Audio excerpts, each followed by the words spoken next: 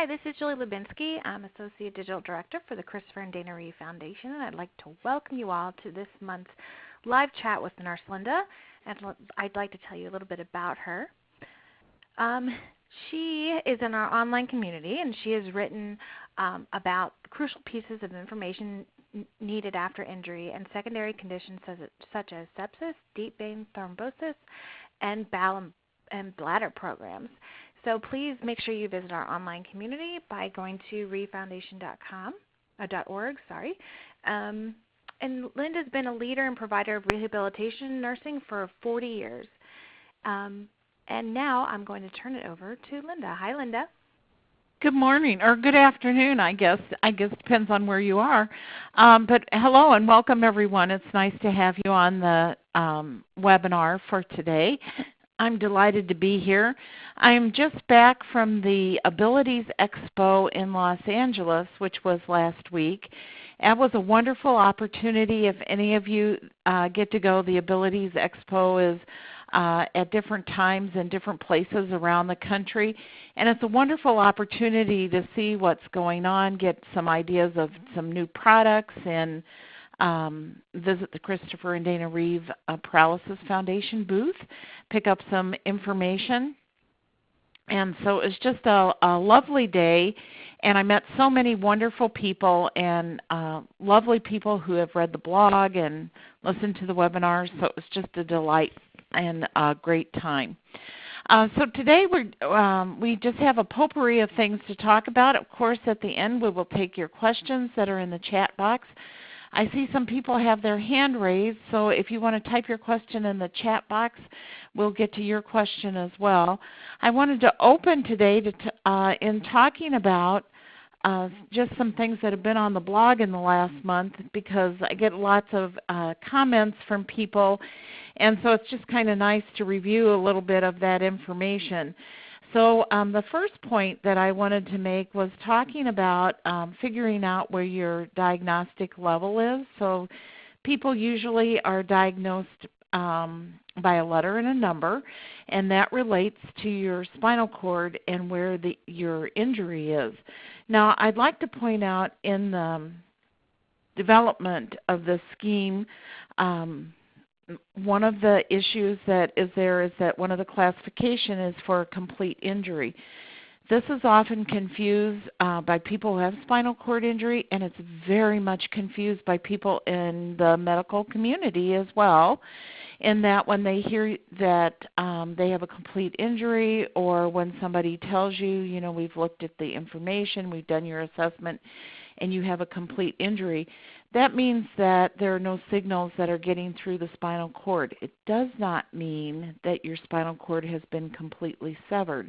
A lot of times people in the healthcare profession, they don't see a lot of people with spinal cord injury, so they're reading over the list of diagnostic categories, and they find they'll see complete injury, and they'll think, oh, it's a complete severing. But the spinal cord is very, very rarely severed. And the reason why that is so important to know is as long as you have some threads of nerves going through there, you certainly have a good opportunity for recovery, because the body is always trying to recover ourselves. Even if we get a paper cut, you can easily see that on your skin. You get a little paper cut. Wow, that really hurts, because it's right usually at the end of your fingers where there's a lot of nerve endings there. And so that usually hurts. But over a few days, you'll just see that skin regenerate and form a scar or bond over that cut. So that protects the endings of those nerves, the pain goes away, and you just go on with your regular life. Well, the nervous system is very much like that as well, in that it's trying to recover, except it happens at a much slower pace. So I think those are just important things to keep in mind. Usually when people are diagnosed, they're diagnosed by the level where their spinal cord is, based on if it's in the cervical area, which is in the neck area. If it's in the thoracic area, that's denoted by a T, and those are the bones in the spinal cord that have ribs attached to them. And then you have lumbar area, that's an L, which is the little curve at the lower back. And then the sacral area, which is the very very end of the spinal cord. So sometimes, and then you count the different levels. Each vertebrae on the back has a number that is associated with it. So somebody could have like a T4 level of injury, and that would be in the thoracic area on the fourth vertebrae down. And so that would be like right at the that would be 4 levels down, but where the ribs attach, that's equates to the natural nipple line, and then at T10 is the belly button line. So if you kind of get those little landmarks in your mind, then you can kind of estimate where your level of injury is.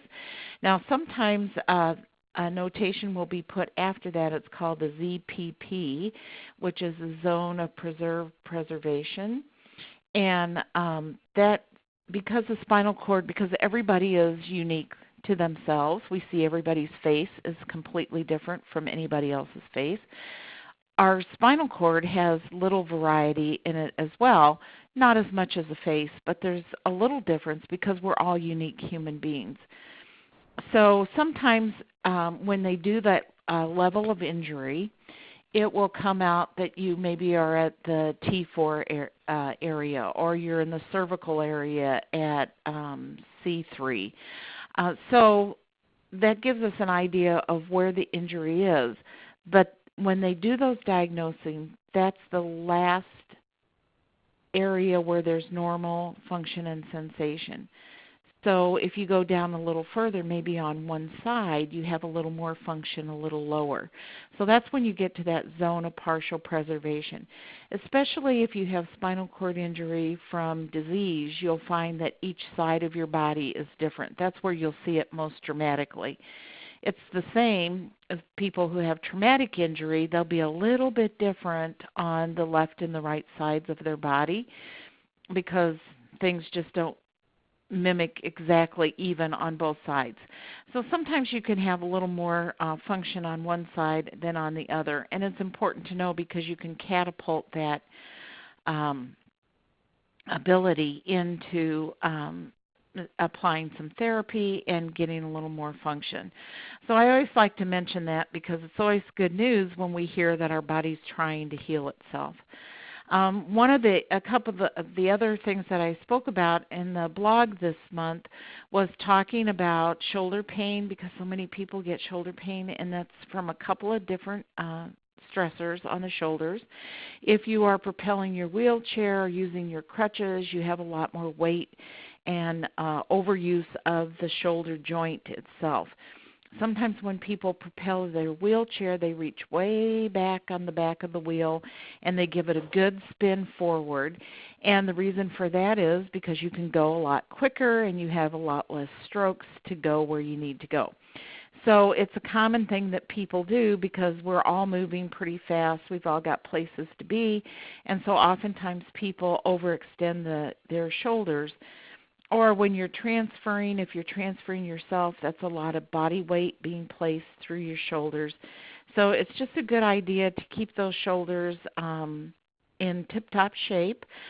Keep them, the muscles around that shoulder joint very well exercised and built up so that you can put on that extra weight. And then try not to reach so far back on your wheel. If you just put your arm down straight and then go from there, seems a little more awkward. You can still build up the same speed, but you might have to take more strokes to get there. So there's a lot of research and evidence that's going on being conducted about people propelling their wheelchairs with their arms.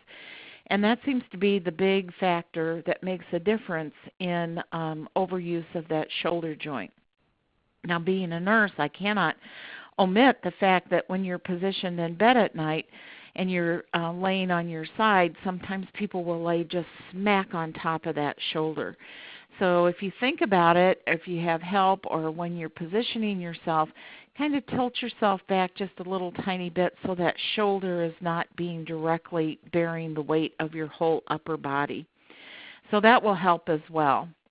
And then some other things just to talk about autonomic dysreflexia, and it's ironic because I wrote about these things, but when I was at the Abilities Expo, a lot of people brought up the ideas of autonomic dysreflexia as well as different types of shock. But let's talk about autonomic dysreflexia first for a minute, because oftentimes people have this, they get diagnosed with it, they know what it is right away, and they learn how to treat it and deal with it. So sometimes people who have higher level injuries will get autonomic dysreflexia, which is a sudden bounding headache. Their blood pressure goes up. Their pulse can be either really fast or really slow. They might get cool and clammy. They might get flushed skin. They might have goosebumps. You can have some of these symptoms, or you can have absolutely all of these symptoms. Most often it occurs when the catheter is kinked, or maybe there's a stone or something clogging, some sediment clogging the catheter so the urine is not flowing out of the bladder. The bladder gets over distended, and a signal's being sent up to the brain, says I have to go to the bathroom, but because of the spinal cord injury, that signal can't get through, so those nerves kind of go wild and they send up a bunch of signals, and the transmission gets kind of messed up. So you get this bounding headache, and so people know, sit up right away, check, make sure the catheter is free-flowing, check to make sure there's no impaction in the bowels, check to make sure that there's no wrinkles under the skin, or that your shoes aren't too tight, or your pants aren't too tight, or whatever needs to be done. And if you take away the source of the irritation, then the blood pressure usually returns back to normal. So be sure and be aware of these symptoms. You may have the pounding headache and nothing else. Or sometimes people get goosebumps, but they don't have the pounding headache. So sometimes people will say to me, oh, no, I don't have autonomic dysreflexia, or what's abbreviated as AD. They'll say, I don't have that because I don't have the pounding headache. Or they'll say, oh, I don't have that because I didn't have it when I was in the hospital, and I'm a couple of years out, so clearly I don't have that. But sometimes people do have that, and just that their symptoms don't show up as wildly severe as that big pounding headache. So if you do have any of the symptoms, and you want to be sure and note those, still look for any kind of stimuli that might be setting off the AD, and then keep a record of that. Check your blood pressure, so you need to know what your typical blood pressure is. Every time you take your blood pressure, it's going to be a little bit different, so it's not going to be the same every single time. But if your blood pressure raises by 20 points, by 20 to 40 points, higher than usual, you'll know you have AD. Now, sometimes people get it and they don't have any symptoms at all. They're just that their blood pressure goes up. So periodically, you just need to check your blood pressure and make sure you're in the right range. When you don't have any symptoms, it's called a silent AD, like a silent heart attack where you have no symptoms, but yet you had a heart attack.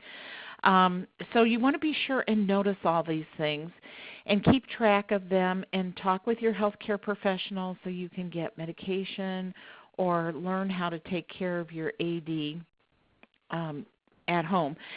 With all the advancements in technology, this is particularly important to know and understand symptoms and treatments for AD, because technology seems to be stimulating it in a lot of people.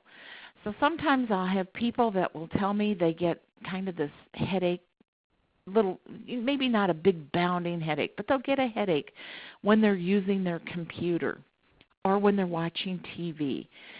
Some of the electronic products that are being produced, which we're all thoroughly engaged in now, sometimes the way the light in the screen is, it's lit the light's behind the screen, so it's what they call backlit. And so that light sometimes has these surges that goes through on your computer, it goes through on your TV, and you don't notice them. We can't see them and we can't perceive them with our eyes, but our brain detects them. So sometimes if we sit on the computer too long, we can get these surges of light built up, and people will get little tiny episodes of AD. So it's always good to know, because even if you've never had it and you acquire a new piece of technology, there could be a power surge in your community of which you are unaware, because your eyes will not perceive it, but your brain will. So there's all kinds of things that can affect AD. So sometimes people who've been injured for years end up with AD, but they don't recognize it because they weren't diagnosed early on. So just be aware that this can happen, especially when you're around technology. It's just coming into the literature now, so this is kind of a new discovery. It will be interesting to see how many people who don't have spinal cord injury, but maybe have other forms of neurological problem, or people that don't have any kind of neurological problems at all, sometimes have a hard time using the computer for a great length of time. Another thing to talk about is types of shock, and I put them all together in a blog because we usually talk about them separate in different places, and so I put them all together in one spot just so that people could see the differences between them. And so sometimes people have, well, if anybody with or without spinal cord injury can have circulatory shock, and that's a problem. These are not things that you'll encounter in your everyday life. These are when things are really going wrong with the body.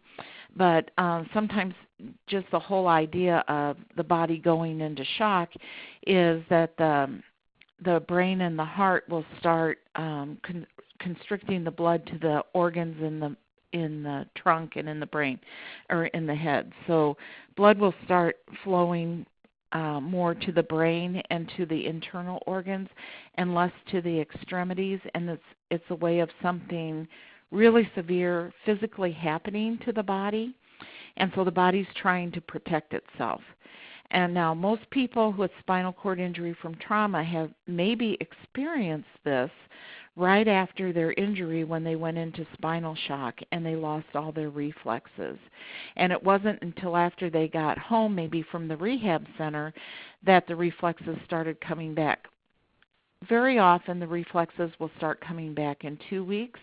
Sometimes it will be a couple of months, but it's not at all unusual for people to be in spinal shock for 2 years. So then after they're discharged from the rehab hospital, when the reflexes start to return, they're hyperactive, so they get spasms. So it can be difficult sometimes when you've had your rehab and your body's been flaccid, but now you get home and you start having spasms. So again, keeping in contact with your healthcare professional to learn how to deal with those are going to be very important. Another kind of shock that's really important to know is septic shock, which is another thing that comes on very suddenly. But what happens is sometimes people have an infection. Maybe they have a bladder infection or a respiratory infection, something in their lungs, and they get a cold or a flu. They maybe call their doctor, maybe get medication for it, but every once in a while these infections can get out of control. So if you find that you're having shivering or extreme pain, you get discolored skin, if you're feeling very sleepy, this kind of impending feeling of doom, shortness of breath, you might be experiencing what they call sepsis or septic shock. It comes on very, very suddenly, and it is a medical emergency. We do talk about it periodically because it is so important. People who have spinal cord injury, who are more apt to get infections, are more apt to have sepsis. Now, the majority of you will never experience this, and that's great, but you need to be aware of it because it's a type of shock that comes on very, very quickly and needs to be treated very, very quickly. If you want more information about AD or sepsis or deep vein thrombosis or any of these particular kind of emergencies, there are some lovely wallet cards that are available through the Christopher and Dana Reeve Foundation. You can keep them in your wallet if you need to go to the hospital. and maybe there are people there who are not used to caring for individuals with spinal cord injury, you can pull out your card. The research articles that discuss the treatment are listed on the card, so it's helpful for the provider, but it's also helpful for you as well. So just some information to kind of help you navigate. Probably you won't have any problems with these, but they're just kind of good to know when it's a good way to tell when I have trouble and when I don't. So those are good things to keep track of. There are some questions listed in the chat box, and again, if you have your hand raised, if you could put your question in the chat box, I'll be able to see that. So there is a lot of questions just off the top of the questionnaire here about BAL programs. And I could talk about BAL programs all day. It's just one of my things that I just love to conquer the BAL program. You know, the BAL is a very unique organ. It's taking that digested food from the stomach and it's propelling it through that long bowel. And sometimes that can get a little sluggish as you're after a spinal cord injury. The bowel has of course, it's controlled by the brain, like every part of our body. Sometimes those messages don't get completely to the bowel. Now, the bowel's kind of a neat thing because it's a very rudimentary system. It has its own little nervous system contained within it. So if something goes in the bowel, it's going to start propelling that food along. By the time it gets to your bowel, the food's called chyme. It's kind of a watery, murky kind of substance. You've chewed your food. Your digestive enzymes in your stomach are breaking it down. So by the time it gets into the bowel, it's kind of almost like this dark green slime that's going through there. The bowel is going to take out the nutrients from that food because it's all broken down, so those nutrients are accessible. It's going to take the nutrients out of there. It's going to take fluid out of there. That's what makes a formed stool. The first question is, what about a stool softener? So sometimes the chyme or the food is moving so slowly through the bowel that more water gets taken out of that and the stool cannot propel itself through because it gets so hard. So it gets like a block of clay and it just gets all dried out, and that's very hard for the bowel to propel to get it out of your system, the waste product. So the first question is about a stool softener. And what's a good stool softener?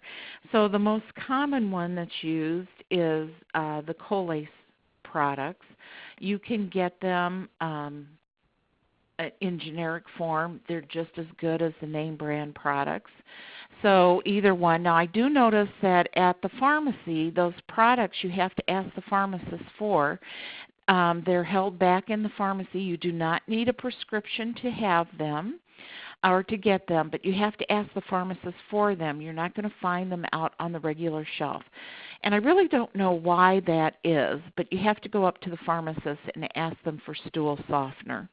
And they'll probably first provide you with a generic brand, and they're only about maybe about $10 for a bottle of them, and you just take one of them a day. Sometimes people will get a recommendation from their healthcare provider to take more than one a day, but you don't want to take too much of it or you're going to have diarrhea. So just start out with one a day. Sometimes people only need to take one every other day. It's kind of an experimentation to see if your stool gets softer in time. If you take one, if you would take a stool softener today, it probably won't work for 3 or 4 days by the time it works through your body. Now, once you start taking them on a regular basis, you'll notice a difference every day. But the first time you take one, don't expect that tomorrow your stool is going to be soft and pliable. Another thing to help stool become soft is to increase your fluids, not all at once. That doesn't mean, oh gosh, I need to drink, a whole bunch of water right this very second. But increase your fluids a little bit throughout the day. So maybe start out with an extra quarter of a cup. Just sometime during the day, and then when you get adjusted to that, very slowly you can increase your fluids. You want to be careful with increasing your fluids because as you drink more water, you're going to have to monitor your bladder emptying more carefully. That's why you don't want to drink a whole lot. You're going to overload your system. You could have incontinence, or you could have your bladder could overfill and overdistend. So you just want to do it very, very slowly to increase your fluids. Now, some people with heart conditions, their heart will get overworked if they increase too quickly. So you want to increase very, very slowly. But that's something. Another thing is to do some range of motion to your lower extremities. So the bowel works by propelling this chime through the bowel naturally. It's a one-way system, and it just propels everything out as it takes out those. So that it's got. You might, after spinal cord injury, you might have some slowing of the bowel because of the messages not being fully informed down there to the bowel. Another thing is water content. Another thing is fiber. So you've got to have something to move. So people who are not eating well, who are eating pureed foods maybe that are already well ground up food, when the food gets to the stomach, those enzymes break the food down a little bit too quickly sometimes. So roughage is very important if you can add roughage to your diet. And stool softeners help. The other thing that you could, if you're looking for a softer stool, is to try some of the fiber tablets or wafers or drinks that they have. You'll see them advertised on TV. They're often called fiber laxatives because they are helping propel the chime, but they're not a laxative like a laxative tablet that you would take to stimulate a bowel movement. The fiber laxative are adding fiber actually to the bowel as a way of serving as a laxative. So that's another thing to try. Now, you probably don't want to try all of these things on one day because the next day you're probably going to have diarrhea.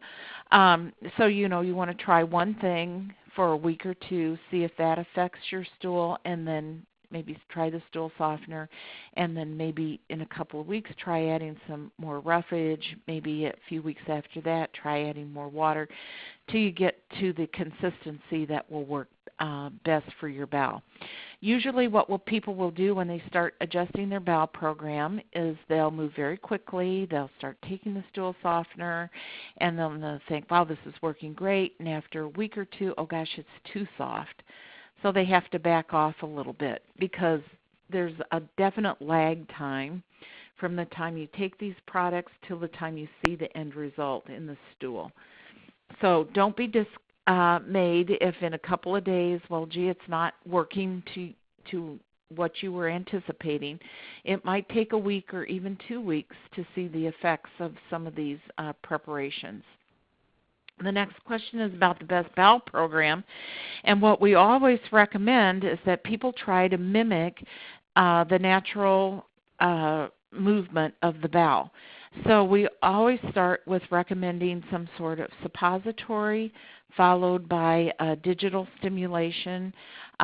If you have a higher level injury, you might not need the suppository. You might be able to do your bowel program just with digital stimulation. If you have a lower level injury, you might need the suppository, which gets the bowel stimulated in the lower part of the rectum to remove the stool that's there.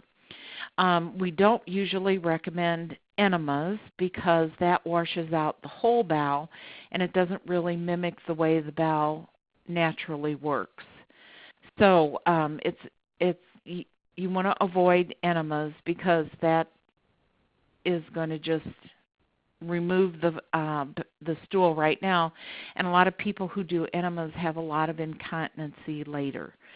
So there is one product that's called a mini enema, and some people like to use that. They get a better result from their bowel program. So people usually start out with a suppository.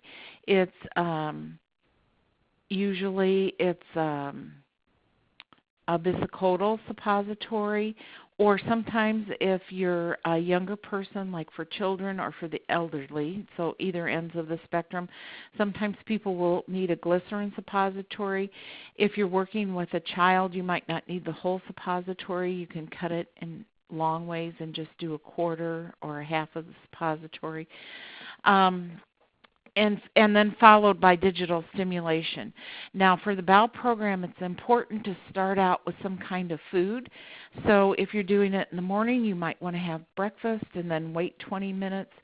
That initiates a reflex that will stimulate the bowel to become more active. When food hits the stomach, the bowel starts churning up with activity. If you prefer to do your bowel program in the evening time, you can do it 20 minutes after dinner, or if you want to wait until later, you can have a couple of crackers or a granola bar or something to get that bowel stimulated 20 minutes before your bowel program. It's always best to do your bowel program at the same time, and we usually recommend every other day for starting. Now, some people eat a lot of fiber and they find it's better and they're more comfortable with less accidents to do the bowel program every day, but for the bulk of the majority of people, every other day is certainly sufficient. Some people will switch over to every third day. Again, that's on the rare end of the spectrum. Usually every other day is a good place to start. Have some hot fluid before your bowel program. Have something to eat before your bowel program. Stick to the same time every day because it'll get your bowel kind of regulated to move at that particular time. And then insert a well-lubricated suppository with a well-lubricated gloved finger. You always want to use lubricant because, the inside of your bowel in the rectal area, those tissues are moist. So if you put in a dry finger or dry suppository, that tends to take some of the moisture out of that delicate tissue inside the bowel.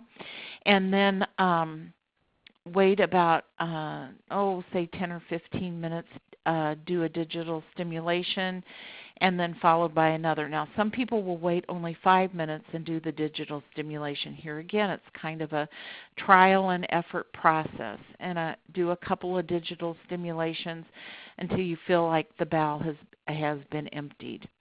The next person has written in that they have constant gas and can't release it. And so it doesn't matter what they eat. It doesn't matter if sounds like they've taken gas pills and probiotics and all those kinds of things. So again, here's that last little part of making the bowel move, and that's movement. So when people are up walking around, that stimulates their bowels to work. If you're not up walking around, you need to provide some kind of movement to your abdomen, and that can be done through range of motion exercises. Passive movement is good too. So if you do some lifting of your legs and bending at the joint of your legs, even rolling from side to side, doing your wheelchair pressure releases during the day, that's going to disturb the abdomen and provide some movement, and then the bowel's going to the bowel doesn't think, but the bowel's going to receive the message that something is moving. You're moving your body around, and that stimulates the gas to pass around. So why do you have gas in your bowel? Well, as that chime is going through, and there's good bacteria in your bowel. We have good bacteria. We call the good bacteria the kind that live in your bowel naturally. Everybody has bacteria in their bowel, and that's what breaks down this chime to help get those nutrients out of your food. So bad bacteria is the ones that give you infections. So there's different kinds of bacteria. So this good bacteria that's in your bowel is in there, and when it breaks down that food, it releases a gas, and there's where the gas appears. So if your chime or your food is moving through your bowel very quickly, you usually have less gas because it's happening, the chime's moving so quickly that the gas comes out with the fecal material. So when you're not having movement, that gas just builds up and it's stagnant in your bowel. So if you move around, that helps those gas bubbles navigate its way through that bowel. If you look at a picture of a bowel, it's very twisty, and there's lots of turns, especially in that small bowel. But when you get to the large intestine, there's a couple of turns in there also. That's when, in the large intestines, where the chime's really starting to pull together to create that stool that you see when you go to the bathroom. So that would be my recommendation. You've tried all the medications. So if you can add movement, if you're in your chair and you're sitting upright and you do a pressure release by leaning over one side arm of your chair to take the pressure off one part of the upper leg there, and then you lean over to the other side of your chair to take pressure off that other side, you're going to be also moving that gas around in your bowel, which I think is going to work very well for you.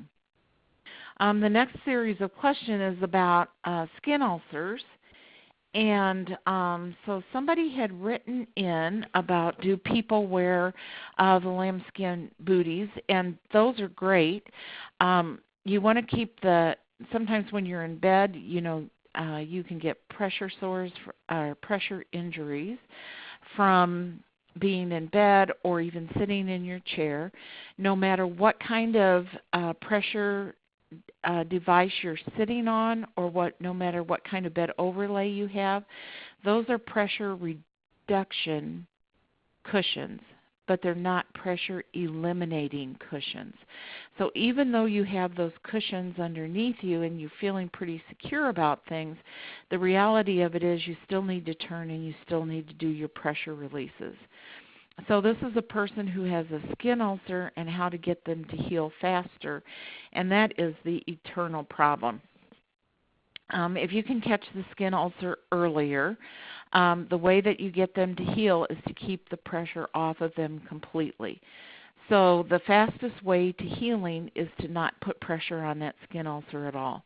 If it's on your bottom where you're sitting, it can make it a little more difficult because sometimes people get on those pressure-reducing surfaces and they think, oh, now I'm in my wheelchair, but I'm on my cushion, so that's okay. No, you're still applying pressure to that ulcer area, and so you need to stay off of it completely. If you can stay off of it completely, it will heal up faster. Every time you sit or lay on that open area, that pressure area also, you're applying more pressure. If you do massage, you're applying more pressure. There was this theory for a while that people said, oh, we should rub alcohol on this and we should rub these things. No, that's just applying more pressure and making them break down more. So keeping everything off of them.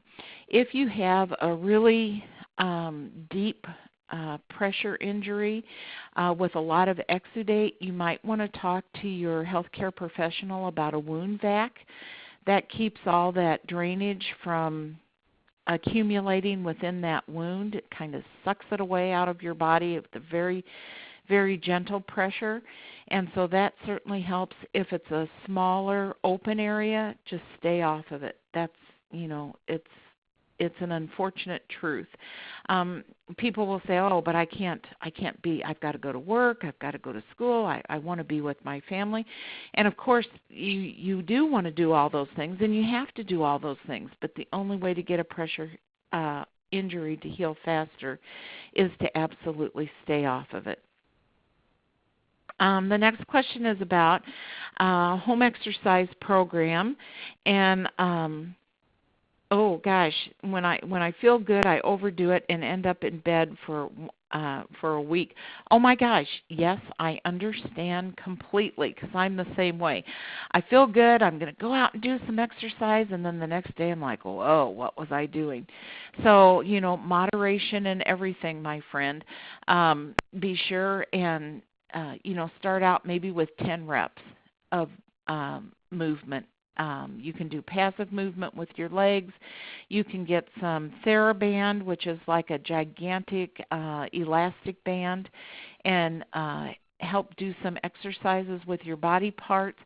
Be very gentle sometimes when we exercise, and especially if you don't have sensation. People tend to throw their body parts around. They'll pick up their legs, they'll toss them on the bed, they'll bump up against the side of the wheelchair. And so you want to be very careful with your body parts because they can still get bruised and damaged. You can get broken bones. So be very careful with your body parts. Be very gentle with them. But exercise them. Start out with just 10 reps going through your body, going through all your joints, and then build up slowly over time. So, you think you're feeling great, and you did 10, and you think, I could do 10 more. But hold off.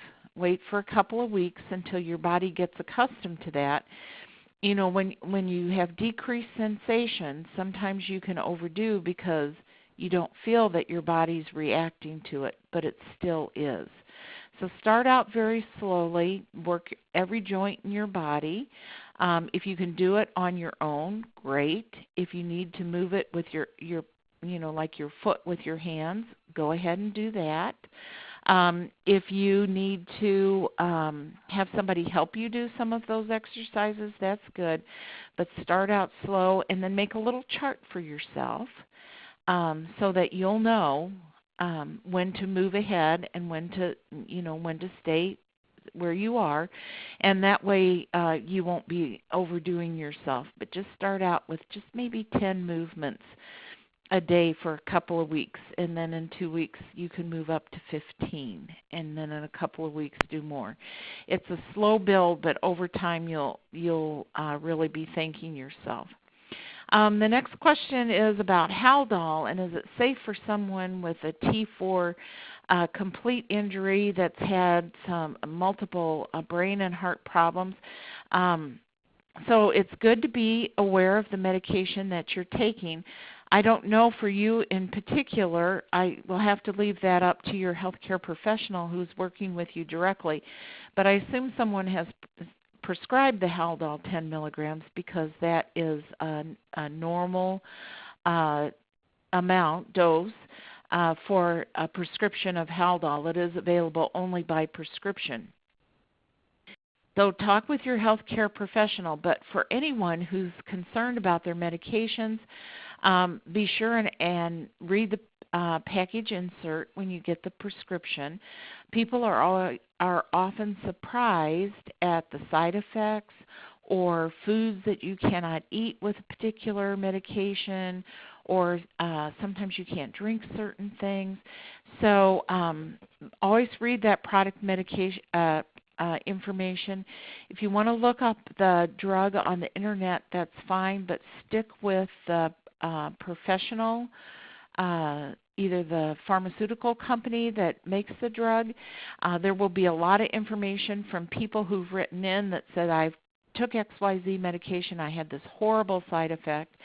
And in good spirit, they are trying to help other people and warn people, but we don't know what their medical condition was before that. So that's an important thing to think about. Sometimes when you hear people talk about, oh, this is a horrible medication, my aunt whose sisters, whose cousin twice removed, did this, it was a horrible experience.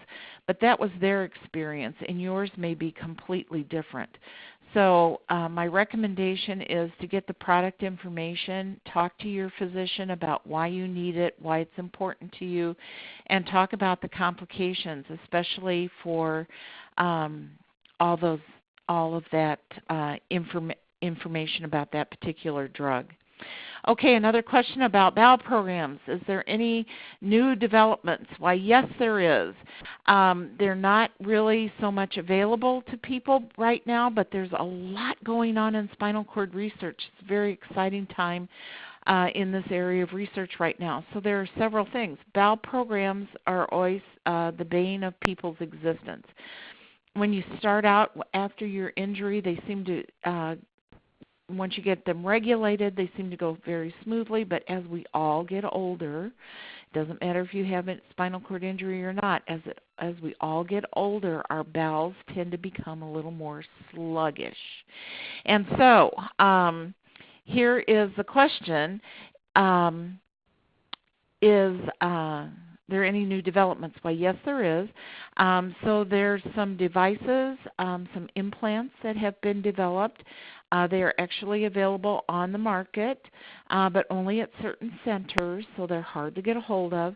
But they're somewhere in a little electrical device is placed along the side of the nerve that regulates the bowel, bladder, and sexual function in men.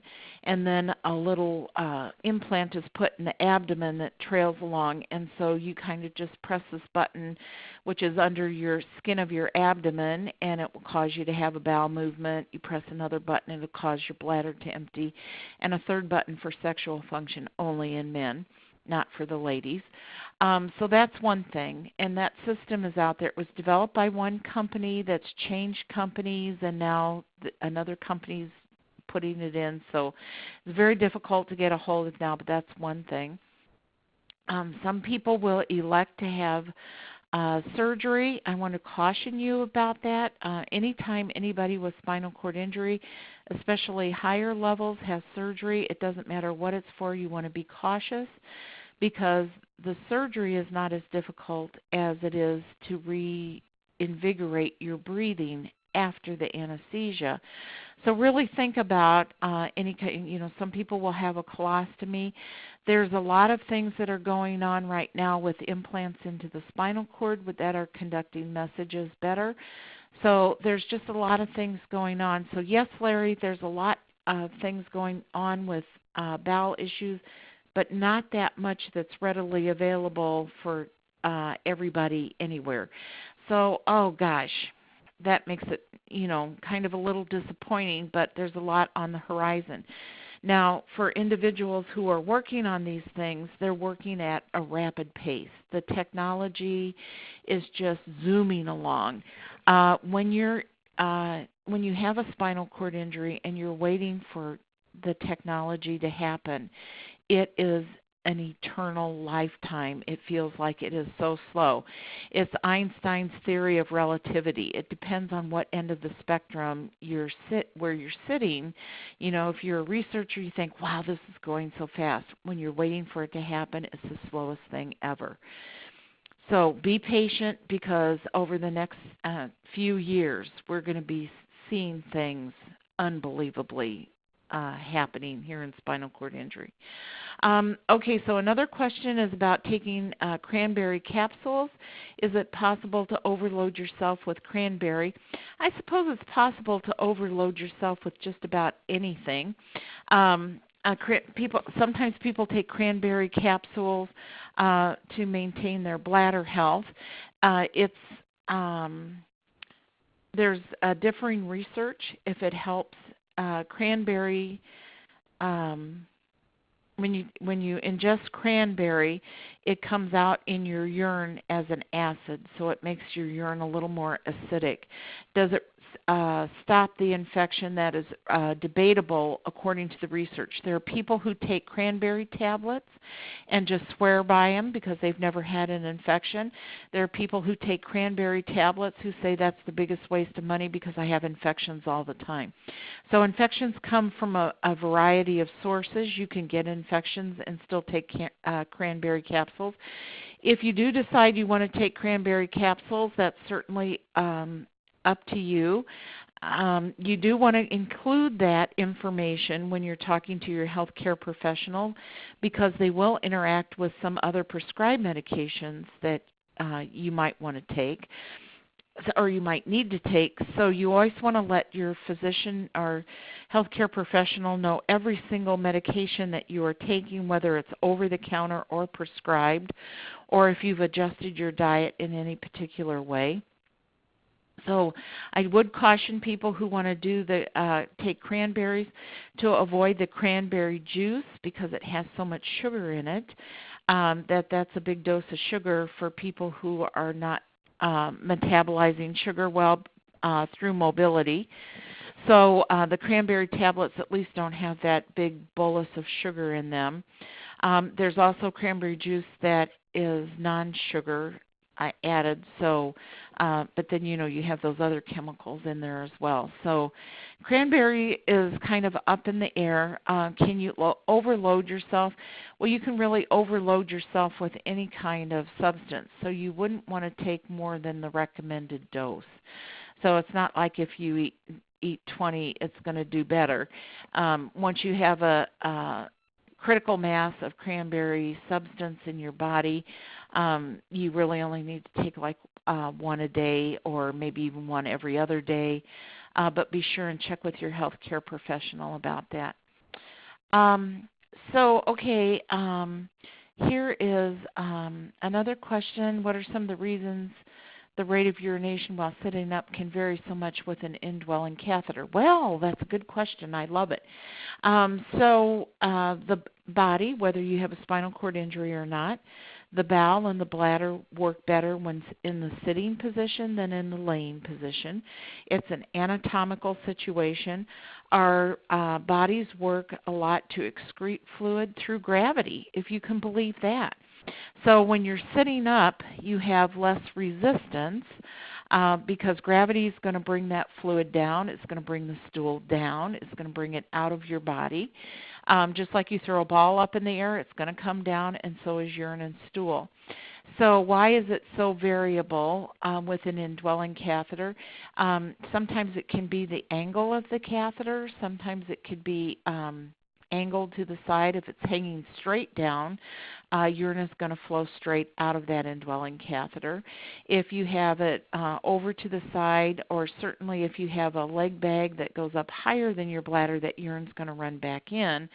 So you never want that to happen, because once the urine comes out, even though it's in the enclosed catheter system, once it comes out of the bladder, it's exposed to bacteria, so you don't want it to go back in there into the bladder. And also there's another thing with the bladder. There's a sphincter that holds the urine in naturally. When you decide to go to the bathroom, what happens is your brain tells that sphincter to open when you're on the toilet in an appropriate place. So the sphincter opens and lets the urine come out, again, by contracting of the bladder, but also by gravity.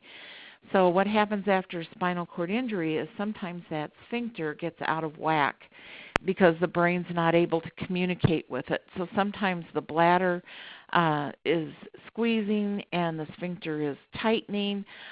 Sometimes you're sitting upright and that urine wants to come out of your bladder, and the sphincter has tightened, and that can pinch the catheter, not very much because that indwelling catheter is pretty strong. But sometimes that sphincter can tighten up pretty tightly. So sometimes you have to wait until that, it's kind of like a spasm like you would get in your leg. You can get a spasm in your bladder. You can get a spasm in your sphincters. You can get a spasm anywhere there's a muscle in your body, and that sphincter is a muscle. So sometimes it's the sphincter, sometimes it's just the position of the catheter. So that's why sometimes it's quicker. Your bladder doesn't fill at an even rate all the time. So sometimes if you have a glass of water and the urine will collect in your bladder more quickly than if you haven't had some fluid for a while. So it's not like you collect urine at a drop per minute or any kind of thing like that. It's kind of flexible as the body metabolizes it. So the next question is, what are the pros and cons of total shoulder replacement surgery? Well, that's an interesting question. If you are recommended to have a total shoulder replacement, it is probably because there's some kind of damage to that shoulder joint. We kind of started with this, so it's kind of nice to have this question.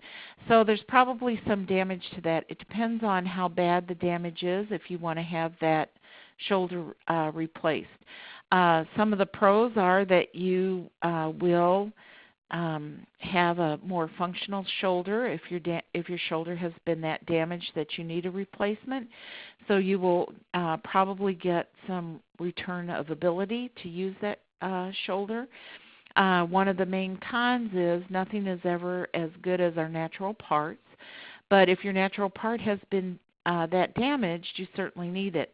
One of the things to think about shoulder replacement surgery is you will not be able to use that shoulder in a functional fashion for a while.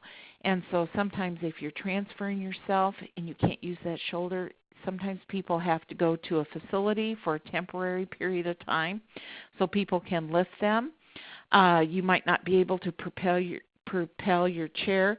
You might be able to get a loaner chair, power chair, if you haven't been using one until that shoulder heals. Of course, you know, I already mentioned the consequences of surgery, so you want to think about surgery altogether. But usually when somebody says you really need a shoulder replacement, you want to have a frank conversation with them. Ask them, what if I waited a year? What would happen? Well, the joint's probably going to deteriorate even more. You might have more pain. So you want to find that sweet spot where you want to have the surgery, and then ask a lot of questions about the recovery, how efficient is the nursing care when you're in the hospital for your other needs, for catheterization, for turning, for bowel programs, all of those kind of questions. So, you know, you really have to just really question and then question some more. So it's a good idea to write down all of your questions. Ask about the surgery, ask about the recovery, the immediate recovery, about who's going to be monitoring your breathing. Ask about how long you'll be in the recovery unit. Will you be turned in the recovery unit? All of those kind of things, because people forget that when they have surgery, they're on that operating table. You cannot be turned during those times. That sometimes, depending on the surgery, they will do some shifting of your body weight, and oftentimes people don't even think about it. So ask about every detail during the surgery, and then afterwards when you're in the hospital about your normal care needs. You might want to meet with a nurse manager on the floor where you'll be doing your recovery. Ask what you'll be able to do and activity-wise, and when you'll be able to do it. So if you're independently transferring, how long will it be until you can do that again?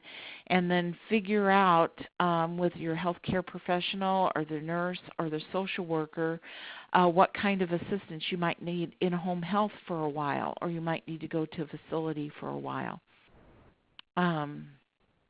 So, you know, you might be so happy with your new shoulder that all of the inconvenience would be worth it. It's not that uncommon for people who have had long-term injuries to have shoulder replacements just due to wear and tear on their shoulders. There's one more question here about a person who's having severe spasms in their leg, and it sounds like this is one of those situations I was talking about where you were in the rehab facility and maybe the spasms hadn't started until after you were getting home. And so it's good to keep in contact with your physician at the rehab facility to talk about the spasm development, if there's anything that you can do. Are spasms a good thing? Well, I personally believe that they are a good thing.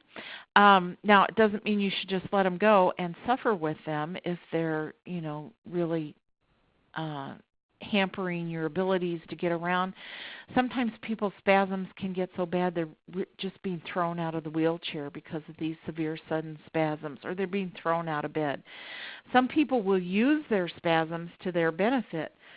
So if they note that their spasms are getting worse, they'll know that they have a UTI coming on. Or if they can use their spasms to help transfer or turn themselves in bed. Those are for more milder types of spasms that can be harnessed into activities for daily living. So are they a good thing? Well, it means that there is some kind of message that's being sent to the brain.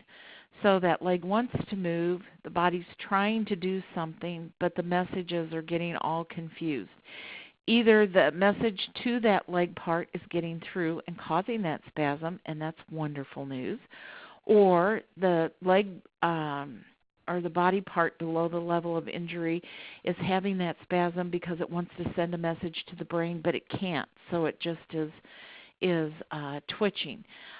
Some people will use their spasms to reduce their chance of getting pressure injury because it's kind of a natural way of shifting body weight. So there are good and bad. But if the spasms are bothersome, you might want to talk with somebody about helping tone them down. One of the first things you can do, and here again I'm like a little harpy today, but one of the first things you can do to help relieve your spasms is range of motion exercises. Those muscles are getting tight. They're reacting to being uncomfortable. They want to move. Your body is still active below the level of spinal cord injury. You just don't have a way of getting those messages to that part of your body. So your body's telling you, I want to move me. So the best thing you can do is to do your range of motion exercises, and that usually helps reduce spasms. Now, spasms can get worse, and that might not take away the spasms. You might need more treatment. You might need medication. Oral medication goes through your whole body, so that it can lead to feelings of sleepiness. There's Botox that are sometimes is an injection into the muscle, which damages the muscle just in little tiny bits that will be just enough to dial back that spasm. So it's up to you and your healthcare professional to decide how bad they are, what you want to do about those spasms, and see how they can be treated. But in any event, you want to do, even if you're on medication or taking injections for your spasms, you still want to be doing those range of motion exercises because they have so many benefits in addition to the spasms. So I'm sorry that we are not able to get to the rest of the questions, but please feel free to log into the blog at any time and ask questions. And one more thing, because my eyes just fell off this. Does lemon in your water make your urine more acidic? Actually, lemon and orange is kind of ironic. It makes your urine more alkaline. It comes through in a different way. Cranberry and apple juice is the one that makes it more acidic, but it's such a little tiny bit. I don't know that, the research is telling us it really does not even make a difference. So, but orange and lemon is alkaline. Cranberry and apple is acidic. So just so you know, it's the way the body metabolizes those things. So anyway, I'm sorry that I've talked so long, but I've certainly enjoyed our time together. So thank you, and please feel free to log into the blog at any time. That does conclude today's conference. We thank you for your participation.